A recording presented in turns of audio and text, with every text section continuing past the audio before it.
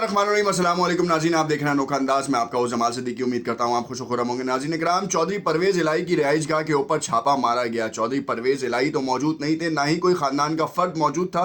Police जो है वो खामोशी से वापस आई। 3 घंटे मुहासरा करने के बाद जो है पुलिस वापस आ गई। पुलिस को सियासी मकासद के लिए इस्तेमाल किया जा रहा है, जिसके बाद परवेज़ इलाही की जानिब से जो है वो एक निजी टीवी चैनल को बाकायदा तौर पर अलल सुबह जो है वो इंटरव्यू दिया गया। उसमें कहा गया कि देखें ये किस तरीके से निगरां हुकूमत जो है वो मुखालफिन के तौर पे हमारे सामने आ रही है। खैबर पख्तूनख्वा में भी हुकूमत चेंज हुई है, निगरां सेटअप आया है, मगर वो तो ये काम नहीं करे। साबिक अदवार के वज़ीर हों, वज़ीर आला हों, उनके ख़िलाफ़ इस तरह की जो है वो तखरीबी कार्रवाइयाँ नहीं की जा रही हैं। अब मामला सारा इस तरफ गर्दिश करता नज़र आ रहा है कि किसी की एमा के ऊपर ये काम किया गया।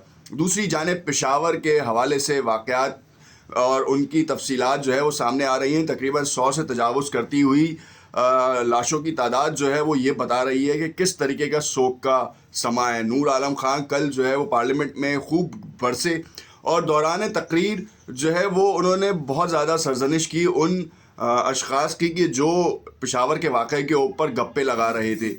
ये मामला इतना आसान नहीं, पूरा मुल्क जो है सोगवार है और पेशावर ही क्यों निशाना बन रहा है। APS का वाक़या हो या फिर जो है वो मियाँ वाली में जो है वो कल रात में मकड़वाल में जो है वो बाकायदा दहशतगर्दों का हमला हो, जदीद सामान के साथ जो है उन्होंने पुलिस स्टेशन के ऊपर हमला किया, मगर पुलिस के जवानों ने दिफा किया और बहुत ही खूबसूरती से जो है वो उसको नाकाम बनाया। मगर इंटेलिजेंस की कमी की वजह से जो है ये वाक़यात पेश आ रहे हैं।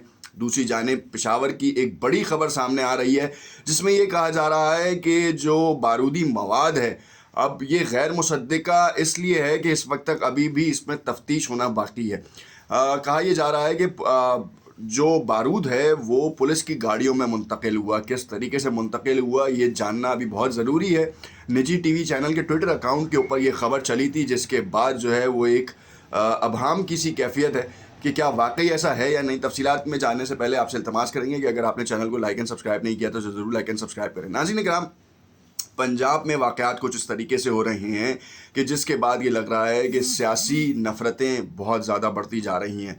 इलेक्शन की तारीख़ आ रही है, खैबर पख्तूनख्वा की भी आ गई है, पंजाब की भी आ गई है, और अब जो है वो सबसे बड़ा मामला ये है कि 33 इलेक्शंस के ऊपर इमरान खान वाहिद इलेक्शन लड़ने के हवाले से ये भी कहा जा रहा है कि PTI के अंदर से भी आवाज़ें उठना शुरू हो गई हैं। इमरान खान को 33 हलकों से लड़ने के लिए बहुत सी चीज़ों का जो है वो सपोर्ट दरकार है। ख़ास तौर पे आवाम का तो है ही है, मगर उनके अपने रहनुमाओं, मुकामी रहनुमाओं का भी सपोर्ट बहुत दरकार है। अगर तो ज़मनी इंतखाबात में इमरान खान अकेले ही इलेक्शन लड़ते हैं तो इससे बहुत सारे लोगों के जो मफादात हैं वो मरेंगे, मगर वो मुल्की मामलात को नहीं देख रहे कि किस जानिब जा रहा है। एक तरफ इमरान खान और उसके साथियों के ऊपर जिस तरीके से कार्रवाइयाँ की जा रही हैं, चाहे फवाद चौधरी को देख लें आप, कानून के हवाले से अगर देखा जाए तो बहुत से मामलात अभी भी जो है ना वो डामक डोल हैं। क्यों उनके ऊपर अमल दरामद नहीं किया जा रहा। ट्विटर के ऊपर आप देख सकते हैं कि ट्रेंड्स बनना शुरू हो गए हैं। कुछ शरपसंद अनासर DGI का रिज़ाइन मांग रहे हैं, कह रहे हैं कि जब इमरान खान की, बुशरा बीबी की और दूसरे लोगों की जब ऑडियोज़ और वीडियोज़ तक बन गई हैं तो क्यों जो है वो पेशावर हमला हो, APS हमला हो, इस तरह के मुतादिद हमले हों, उसकी हमारे पास जानकारी क्यों नहीं होती, उसकी मालूमात क्यों नहीं होती हमारे पास। अब ये वो सवालात हैं जो आम आवाम में गर्दिश कर रहे हैं। इसको ज़्यादा गर्दिश करने से हमारी अफवाज के ऊपर सबसे बड़ा जो है मसला दरपेश आता है कि उनके ऊपर सवालात खड़े हो जाते हैं, और ये किसी और की मामलात नहीं है। ये किसके हैं ये भी आपको बताते चलेंगे। अब सीन ये है कि ओवरऑल जब शरपसंद अनासर हैं वो तो फ़ायदा उठाते हैं। अब चाहे वो पड़ोसी ममालिक के लोग हों, चाहे हमारे अपने अंदर बैठे हुए कुछ लोग हों जिनको अमन रास नहीं है या फिर सियासी तौर पर अपने मफादात का फ़ायदा उठाते हैं। इंडिविजुअल कैपेसिटी में भी ये काम किया जाता है और इसके ऊपर बाकायदा कार्रवाई होती है, मगर ज़रा देर लगती है। अब इस तरह के वाक़यात जितनी भी चीज़ें हैं वो अफवाज और आवाम के दरमियान जो है वो तनाज़ात का बाइस बनती हैं, और ये आवाज़ें उठने का मतलब ये है कि तनाज़ात को जो है वो हवा दी जाए तो इससे बचा जाए। کیونکہ ان معاملات میں آپ اپنے سیکیورٹی اداروں کے اہلکاروں کا مورال بھی ڈاؤن کرتے ہیں، ساتھ ساتھ عوام کا بھی مورال ڈاؤن کرتے ہیں جن کو بڑا بھروسہ ہے ان چیزوں کے اوپر۔ سیاسی معاملات ایک الگ چیز ہے، سیاسی معاملات میں اداروں کی مداخلت اب بند ہو چکی ہے، اور اس حوالے سے متعدد سیاسی رہنماؤں کے اپنے اپنے ریمارکس ہیں، وہ اپنے اپنے تئیں جو ہیں وہ اپنی اپنی آبزرویشنس آئین کے مطابق اور ہمارا جو شہری آئینی حق ہے اس کے حوالے سے وہ اپنے اوپر اپنے طور پہ جو ہے وہ ان کے اوپر تنقید بھی کرتے ہیں، ان کی تعریف بھی کرتے ہیں، یہ تمام چیزیں چلتی رہتی ہیں۔ مگر سیکیورٹی بریچ کے حوالے سے اگر بات چیت کی جائے تو کچھ اہلکاروں کی غیر ذمہ داری کی وجہ سے اس طرح کے معاملات ہوتے ہیں، اور پھر اس کا پورا خمیازہ پورا ادارہ بھگتتا ہے۔ اور نماز ایک ایسی چیز تھی جس میں آپ کو معلوم ہے غریب اور امیر جو ہے وہ ساتھ نماز پڑھتا ہے اور اس کو کوئی منع نہیں کر سکتا۔ میں آپ کو اس طریقے سے سمجھاؤں کہ اگر سپہ سالار وقت اگر آگے کی صف میں کھڑا ہے اور اس کے ساتھ ایک فقیر کھڑا ہے، تو سپہ سالار وقت کی اتنی اوقات نہیں کہ وہ نماز میں اس فقیر کو کہے کہ پیچھے چلا جا، یا پھر اس کو یہ کہے کہ تو یہاں سے ہٹ جا۔ یہ ہے اسلام کا ایک بہترین عمل اور بہترین مساوات کا جو کہہ لیں کہ شاخسانہ ہے یا ایک تشخص ہے یا ایک خاکہ ہے جو آپ کے سامنے۔ تو یہ ہے وہ کہانی۔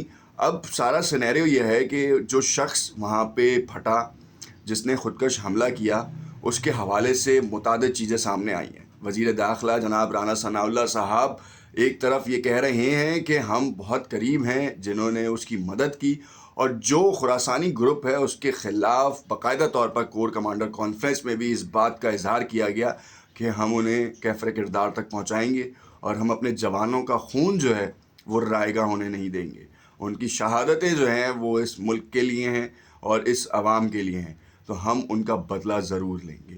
اس بار دوبارہ خواجہ آصف نے پارلیمنٹ میں کہا کہ ضرب عزم جیسا عزم چاہیے، ضرب عزم جیسا کارنامہ چاہیے، اور بہت جلد سپہ سالار وقت ہوں وہ اس کے اوپر کارروائی کریں گے۔